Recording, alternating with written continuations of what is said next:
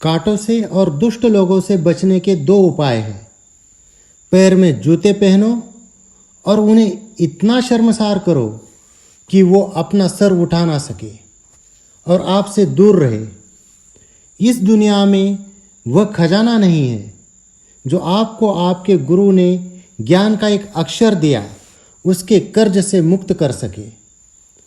जो अस्वच्छ कपड़े पहनता है, जिसके दांत साफ नहीं, जो बहुत खाता है, जो कठोर शब्द बोलता है, जो सूर्योदय के बाद उठता है, उसका कितना भी बड़ा व्यक्तित्व क्यों ना हो, वह लक्ष्मी की कृपा से वंचित रह जाएगा। जब व्यक्ति दौलत खोता है तो उसके मित्र, पत्नी, नौकर, संबंधी उसे छोड़कर चले जाते हैं और जब वह दौलत वापस हासिल करता है तो ये सब लौट आते हैं। इसलिए दौलत ही सबसे अच्छा रिश्तेदार है। पाप से कमाया हुआ पैसा 10 साल रह सकता है, 11वें साल में वह लुप्त हो जाता है उसकी मुद्दल के साथ। एक महान आदमी जब कोई गलत काम करता है तो उसे कोई कुछ नहीं कहता। एक नीच आदमी जब कोई अच्छा काम भी करता है तो उसका धिक्कार होता है। देखिए, अमृत पीना तो अच्छा है, लेकिन राहु की मौत अमृत पीने से ही हुई। विष पीना नुकसानदायी है, लेकिन भगवान शंकर ने जब विष प्राशन किया तो विष उनके गले का अलंकार हो गया। यदि आदमी को परख नहीं है तो वह अनमोल रत्नों को तो पैर की धूल में पड़ा हुआ रखता है और घास को सर पर धारण करता है।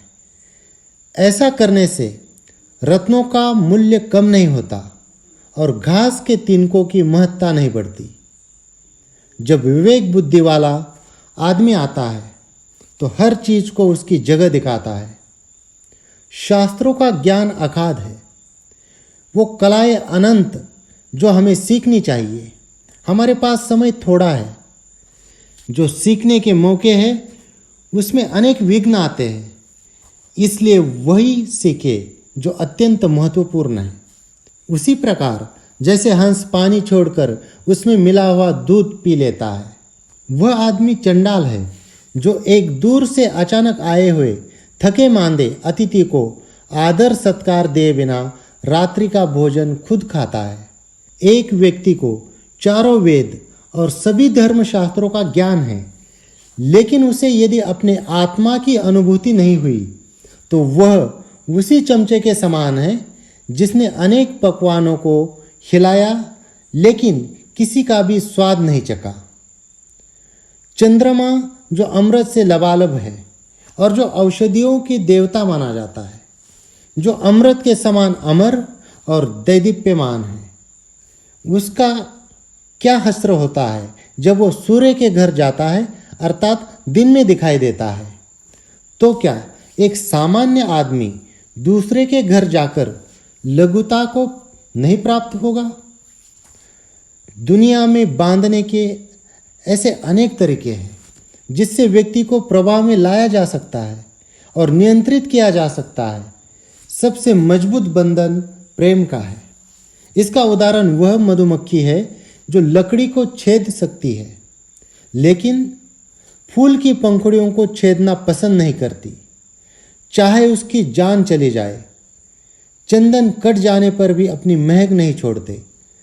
हाथी बूढ़ा होने पर भी अपनी लीला नहीं छोड़ता। गन्ना निचोड़े जाने पर भी अपनी मिठास नहीं छोड़ता। उसी प्रकार उच्च विचार वाला व्यक्ति अपने उन्नत गुणों को नहीं छोड़ता, भले ही उसे कितनी भी गरीबी में क्यों ना बसर करना पड़े। धन्यवाद।